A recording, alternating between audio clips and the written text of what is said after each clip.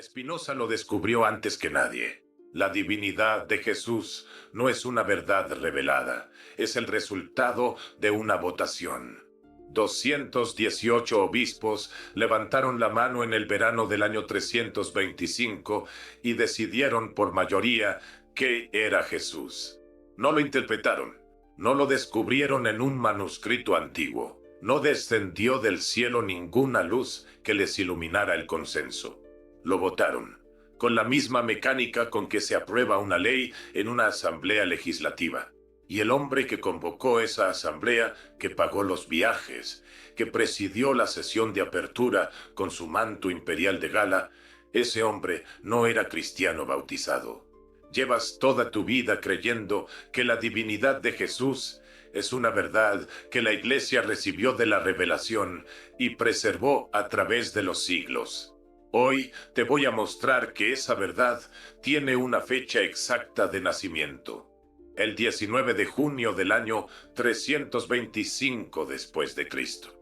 Tiene actas, tiene nombres, tiene 2 obispos que se negaron a firmar y pagaron el precio de esa negativa con el destierro. Y tiene una palabra que no aparece en ningún manuscrito del Nuevo Testamento, inventada en esa sala para resolver un empate político que los teólogos llevaban semanas sin poder resolver.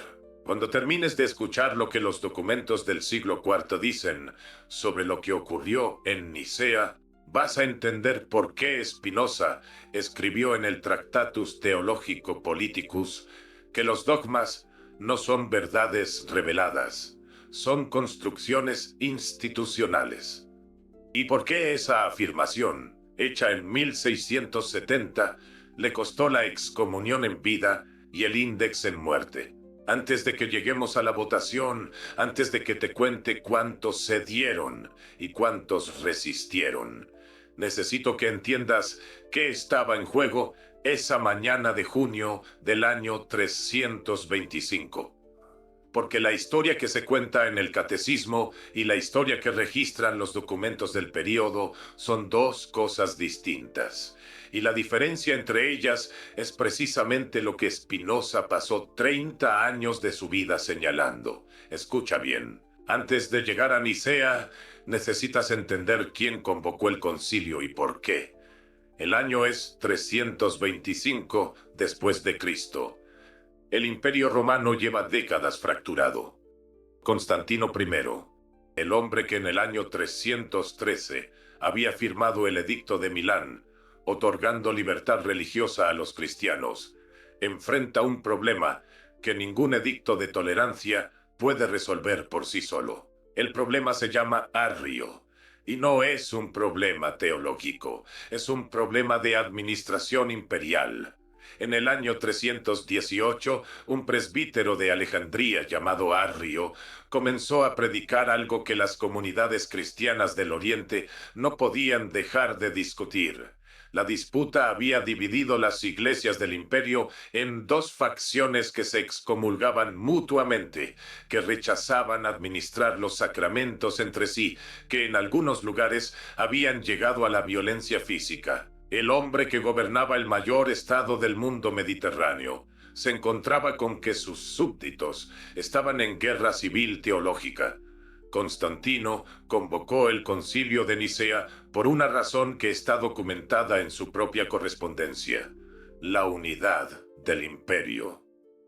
En la carta que envió a Alejandro de Alejandría y a Arrio antes de convocar el concilio, Constantino los llama a resolver sus diferencias, porque la discordia entre ellos es más grave que cualquier guerra exterior. El vocabulario es político, la preocupación es administrativa, la motivación no tiene nada que ver con la teología de la segunda persona de la Trinidad. Pagó los viajes, pagó el alojamiento, pagó la seguridad, con fondos del erario imperial, no de la Iglesia, que en el año 325 no tenía el poder financiero para costear una convocatoria de esa escala. Cuando los obispos llegaron a Nicea desde Egipto, desde Siria, desde España, desde el norte de África, llegaron porque el imperio los había transportado. Esa asimetría El hecho de que quien convoca y quien paga es el emperador y no el papa o el obispo de Roma, ya dice algo sobre la naturaleza del evento. Y hay algo sobre Constantino que casi ningún catecismo menciona cuando habla del Concilio de Nicea. Constantino fue bautizado el 22 de mayo del año 337, en su lecho de muerte, por Eusebio de Nicomedia, obispo arriano, en la ciudad de Nicomedia, 12 años después de haber presidido el concilio que condenó el arrianismo. El hombre que convocó el concilio de Nicea, que pagó los viajes de los obispos con fondos del erario imperial, que presidió la sesión de apertura vestido con su manto imperial de gala, que amenazó con el destierro a quienes no firmaran el credo resultante. Ese hombre no era cristiano bautizado cuando decidió que era Jesús. Recuerdo la primera vez que leí ese dato de forma sistemática. Fue en la biblioteca palafoxiana. Debía ser invierno, hace ya 15 o 20 años, en uno de esos primeros años de investigación independiente, cuando todavía estaba construyendo el método. Buscaba material sobre la historia de los concilios ecuménicos y pedí acceso a una compilación del siglo XVIII, uno de esos volúmenes en latín y castellano antiguo que la palafoxiana conserva en condiciones que ninguna biblioteca latinoamericana posterior puede replicar. Era el tipo de libro que uno abre esperando encontrar teología y encuentra política. En una nota al pie, discreta, casi apologética en su tono, el compilador mencionaba que Constantino había diferido el bautismo hasta el lecho de muerte. Práctica que en el siglo IV no era del todo inusual entre los catecúmenos que querían garantizar la remisión de todos sus pecados futuros sin el riesgo de pecar después del bautismo. La nota lo mencionaba como detalle menor, como nota de color histórico. Me quedé con esa información en la mano sin saber todavía qué tenía en las manos. El frío de la cantera llegaba desde el suelo. El foco cenital proyectaba luz sobre la página. El café estaba frío sobre la mesa. Anoté en el molesquín: el hombre que decidió que era Jesús no era cristiano. Esa nota estuvo en ese cuaderno varios años antes de que yo entendiera todas sus implicaciones. Entonces hay que entender qué se estaba votando exactamente en Nicea, porque la historia oficial habla de un debate teológico entre dos posiciones. La realidad es más incómoda que eso. Arrio no negaba que Jesús fuera el Hijo de Dios. No era ateo, no era pagano, era un presbítero formado, un hombre que conocía los textos y los citaba con precisión.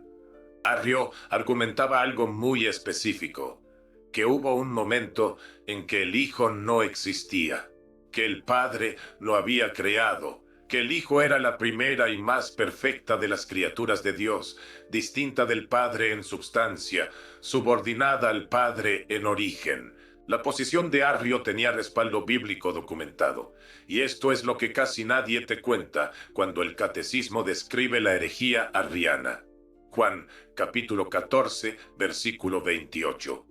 Las palabras son de Jesús mismo, en el texto griego, y dicen: el Padre es mayor que yo. No igual, mayor. La asimetría está en el texto que se lee en las misas, en el texto que los mismos obispos de Nicea conocían de memoria. Marcos, capítulo 13, versículo 32. Sobre el fin de los tiempos, Jesús dice que nadie sabe el día ni la hora, ni los ángeles ni el Hijo, solo el Padre. Si el Hijo y el Padre son de la misma substancia, de la misma naturaleza, coiguales y coeternos, ¿cómo puede el Padre saber algo que el Hijo desconoce? La pregunta no tiene respuesta fácil dentro de la gramática del homoousios. Proverbios, capítulo 8, versículos 22 al 25. El texto hebreo, en boca de la sabiduría personificada, dice que el Señor me poseía al principio de su obra, antes de sus actos más antiguos. Arrio aplicaba ese texto al Hijo. Hubo un antes, un momento en que el Hijo no existía y comenzó a existir por decisión del Padre. La posición arriana, a ojos de la filología bíblica de ese momento, era exegéticamente defendible. No era una fantasía de Arrio. Era una lectura de los textos que los obispos reunidos en Nicea no pudieron refutar simplemente citando el Nuevo Testamento, porque el Nuevo Testamento no habla con la claridad que el dogma posterior iba a requerir. Del lado contrario estaba Atanasio de Alejandría, que en el año 325 era un diácono acompañando a su obispo Alejandro, pero cuya inteligencia teológica dominaría el debate niceno y los 50 años siguientes. Atanasio sostenía que el Hijo no es semejante al Padre, no es de substancia parecida, es de idéntica substancia, el mismo Dios en esencia, eterno como el Padre, no creado sino engendrado en una eternidad que no tiene antes ni después. Semanas de debate en el verano del año 325. El griego técnico multiplicaba la confusión en lugar de resolverla. Homoousios, homoiousios. Una sola letra de diferencia en griego, todo el mundo de diferencia en teología.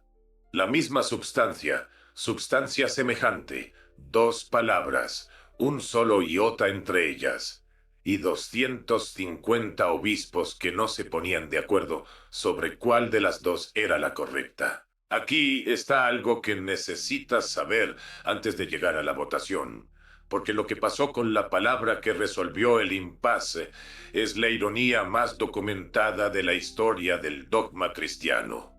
La palabra que decidió el Concilio de Nicea no está en ningún manuscrito del Nuevo Testamento. Homoousios, de la misma substancia, coesencial, cosustancial. La palabra que quedó en el credo niceno, que se recita en las misas del mundo entero cada domingo, que define la creencia central del cristianismo trinitario. Esa palabra no aparece en Mateo, no aparece en Marcos, no aparece en Lucas, no aparece en Juan, no está en las cartas de Pablo, no está en el Apocalipsis, no está en ningún texto del Nuevo Testamento que los obispos reunidos en Nicea pudieran consultar. Fue inventada en esa sala para resolver el empate político que el lenguaje bíblico no había podido resolver en semanas de debate.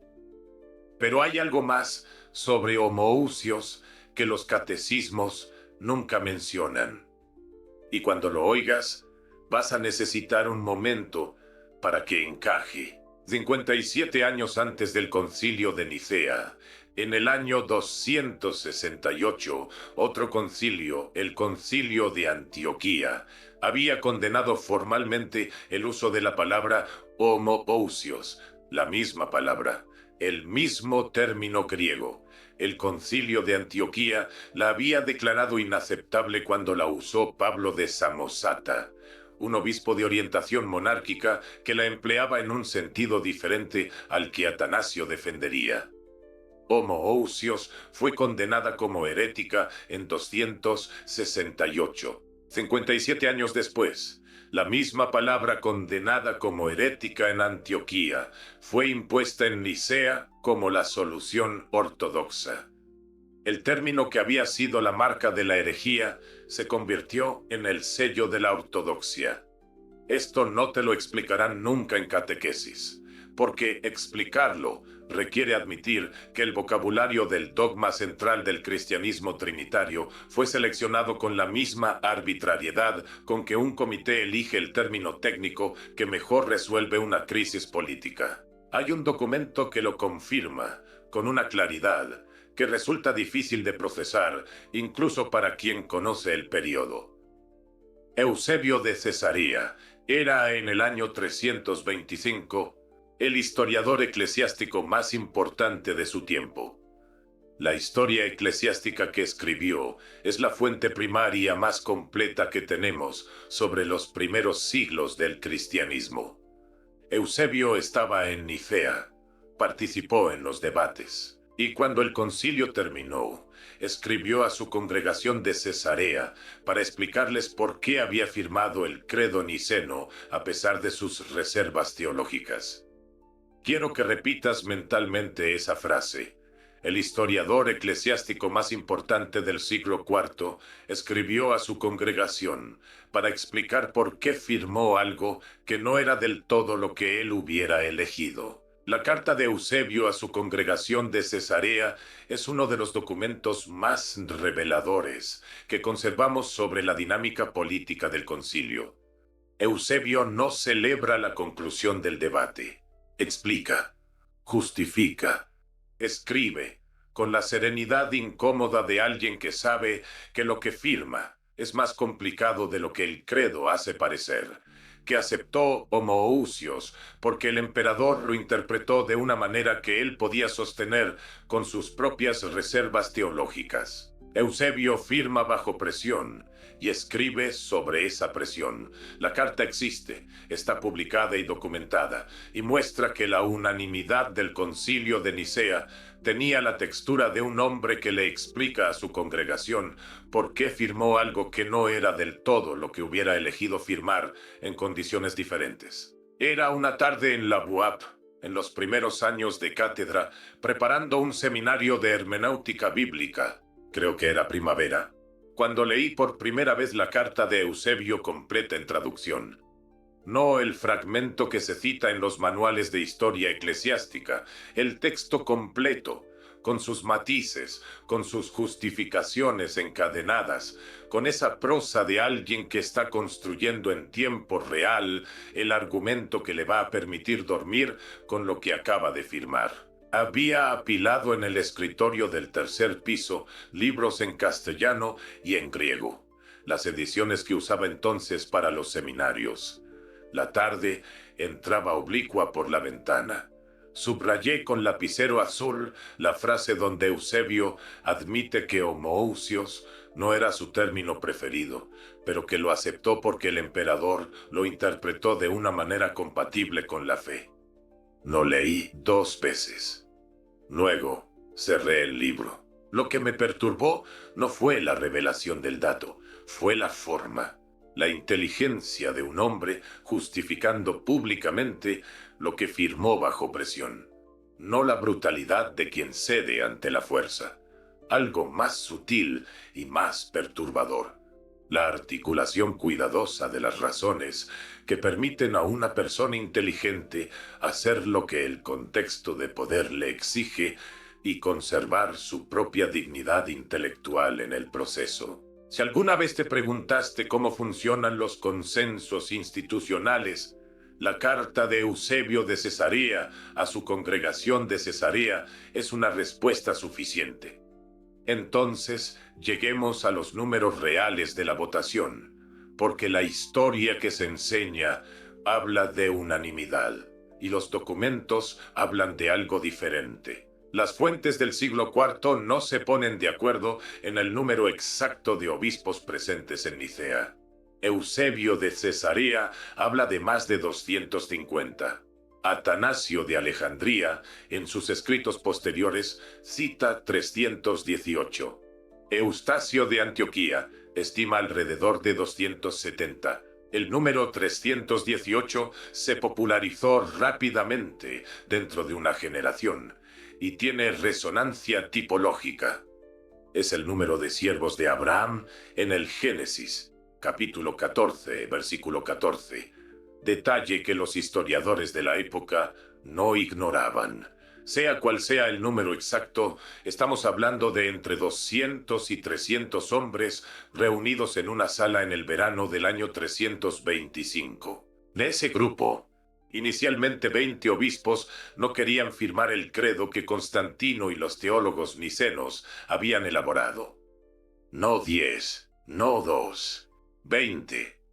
Un número que las fuentes registran con suficiente precisión para que la historia posterior no pueda ignorarlo, aunque haya preferido no subrayarlo. Y Constantino amenazó con el destierro a quienes no firmaran. Las fuentes posteriores al concilio registran esa amenaza, no como especulación. como el contexto explicativo de lo que siguió. Los hechos son consistentes con la amenaza. Todos los obispos que resistieron hasta el final fueron efectivamente desterrados. De los 20 que inicialmente se negaban a firmar, 17 cedieron. 17 obispos que tenían reservas teológicas, que no estaban convencidos de que homoousios era la palabra correcta, que quizás compartían las dudas que Eusebio articuló por escrito en su carta. Firmaron cuando la alternativa era el exilio. La unanimidad que los siglos posteriores celebrarían fue producida en 17 de los 20 casos por la amenaza de destierro de un emperador no bautizado. Cuando llegues a ese número quiero que lo recuerdes. 17 sobre 20, porque ese número cambia lo que significa el credo que se recita cada domingo en las iglesias del mundo entero. No lo invalida como expresión de fe, pero cambia lo que fue como proceso histórico, y esa distinción es exactamente la que Spinoza reclamaba el derecho de hacer. Quedaron dos. Solo 2 obispos resistieron hasta el final. Teonás, de Marmarica, y Segundo de Tolemaida. Esos son sus nombres. Los 2 hombres que, con toda la presión del poder imperial encima, con el destierro como única alternativa a la firma, dijeron que no.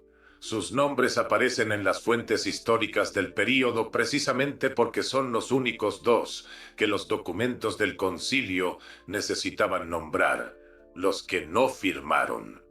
Teonas y Segundo fueron desterrados junto a Arrio, al exilio, y desaparecen de los registros. Hay algo que necesito decirte sobre lo que ocurrió después de Nicea, porque lo que ocurrió destruye una de las narrativas más cómodas sobre el concilio, y lo hace con documentación fechada.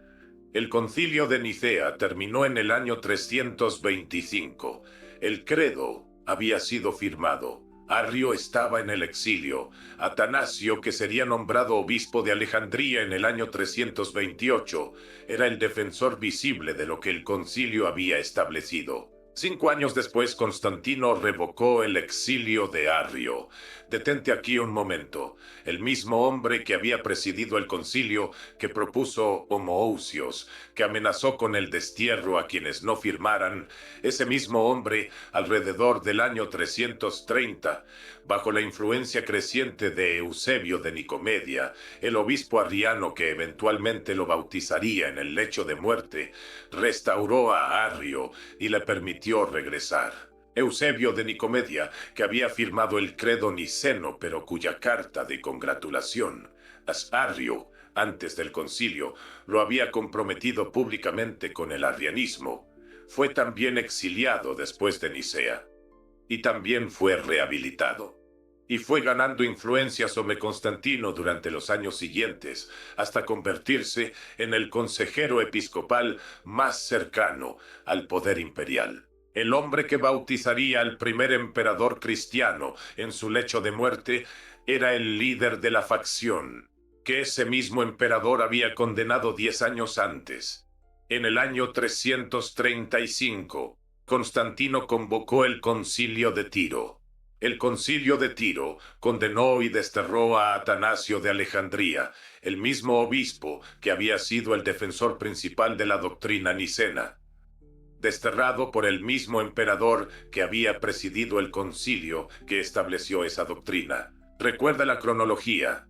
325, Nicea, Arrio condenado, Atanasio triunfante.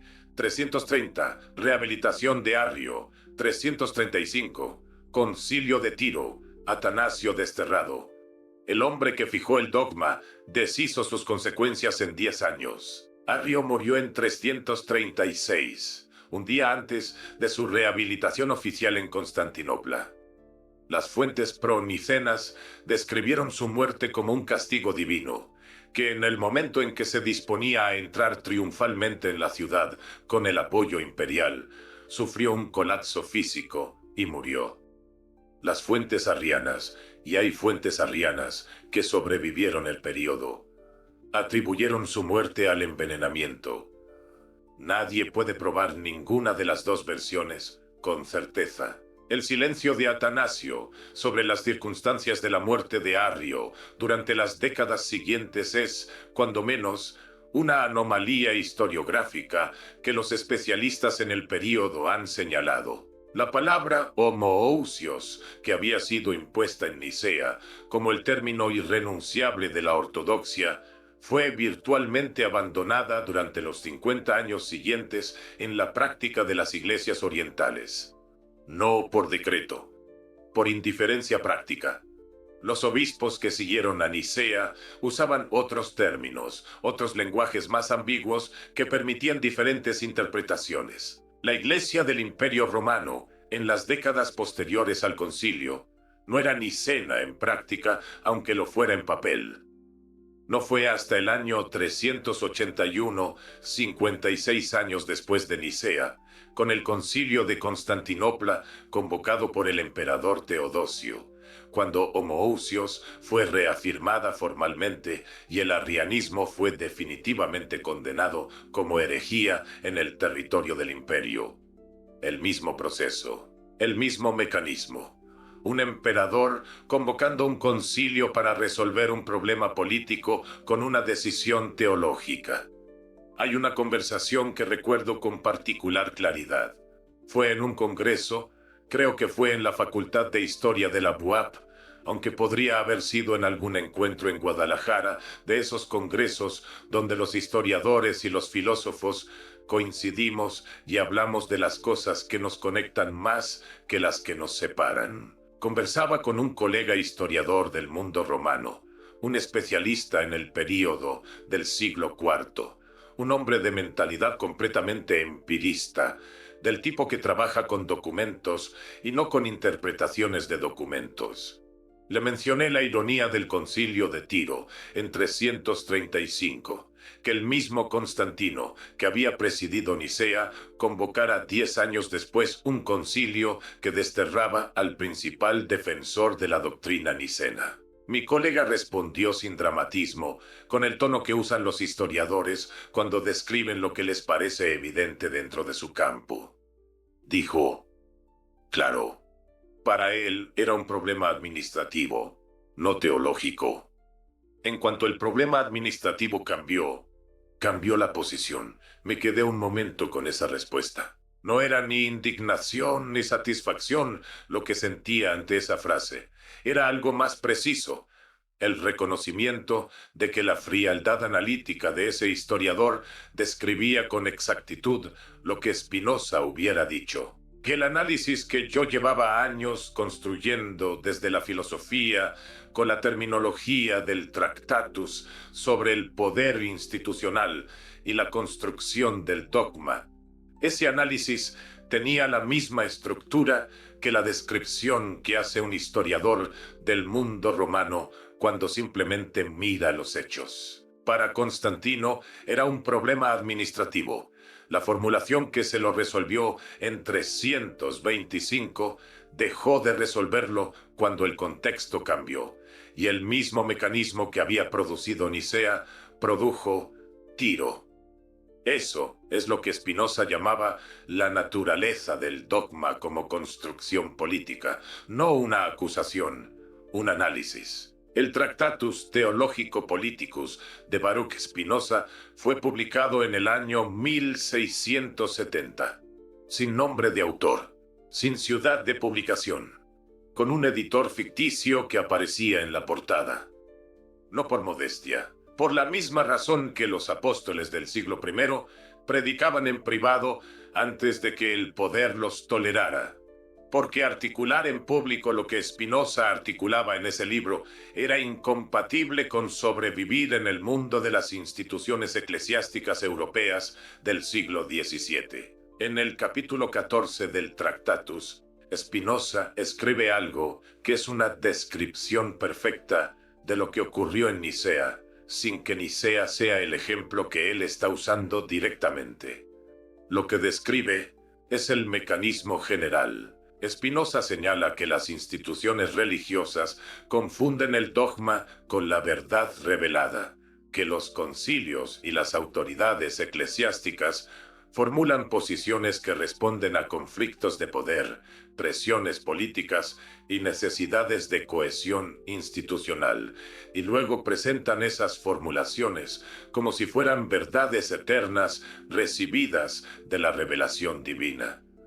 El proceso por el que una decisión política se convierte en dogma inalterable no requiere conspiración ni mala fe deliberada. Requiere solo lo que Nicea tuvo: una sala con hombres bajo presión, un término que resuelve el impas y el tiempo suficiente para que la generación siguiente olvide cómo se llegó a ese término.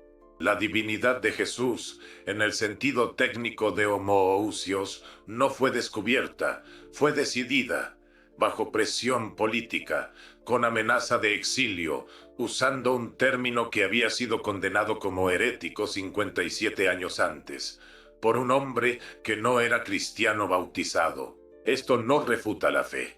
Spinoza no era ateo. En la Ética, su obra más profunda, Dios no está ausente, está en todo. Deus sive natura. Dios, o sea, la naturaleza. Spinoza no negaba la realidad de Dios. Negaba que las instituciones religiosas tuvieran acceso privilegiado a esa realidad. Negaba que un concilio de 200 y pico de obispos en el año 325 pudiera fijar con una votación la naturaleza de lo divino para los siglos siguientes. Y hay una pregunta que el análisis de Nicea genera y que Spinoza articuló en el Tractatus con una claridad que sigue sin tener respuesta satisfactoria desde las instituciones. ¿Qué significa creer en un dogma cuya formulación exacta fue forzada por un emperador no bautizado bajo amenaza de destierro, usando un término que había sido herético 57 años antes?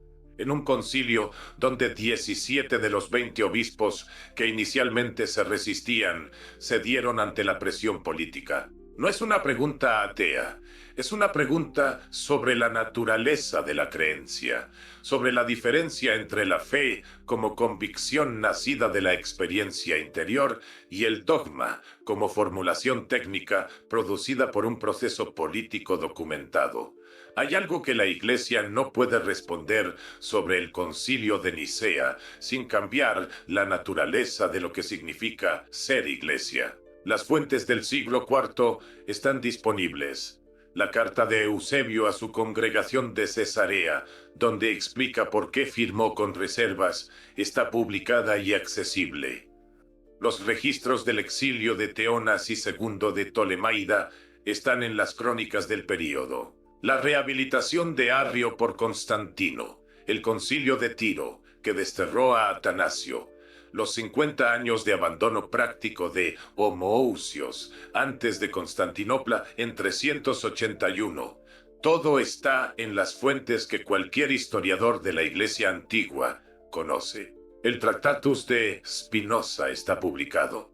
El capítulo 14, donde describe el mecanismo por el cual el dogma institucional se presenta como verdad revelada, fue escrito hace 350 años y nunca ha sido refutado con argumentos que respondan a los argumentos.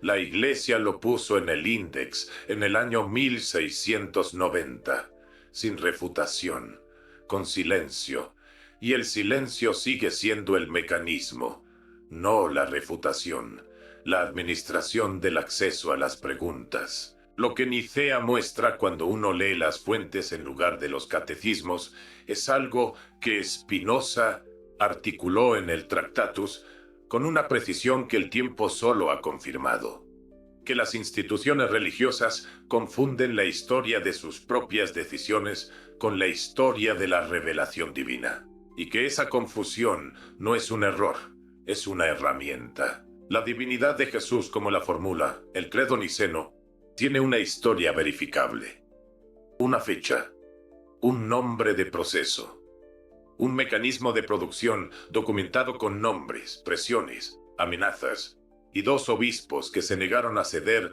y pagaron el precio. Esa historia no refuta la fe de nadie. Lo que hace es algo más incómodo: convierte la formulación exacta del dogma en algo que el fiel puede examinar con los mismos criterios que examina cualquier otro documento histórico. Y esa posibilidad, la posibilidad de que el fiel examine, es la amenaza más real que cualquier institución que se apoya en la autoridad del dogma puede enfrentar. Spinoza lo entendió en 1670. Lo excomulgaron en 1656, antes de publicarlo, cuando empezó a articularlo en conversaciones privadas. Pregúntate esta noche, ¿qué significa creer en una formulación teológica cuya historia puedes leer en los documentos que la propia Iglesia no ha destruido, porque estaban en las bibliotecas antes de que la Iglesia tuviera el poder necesario para controlar todas las bibliotecas? Haz con esto lo que quieras. La evidencia habla por sí sola. Nos vemos pronto.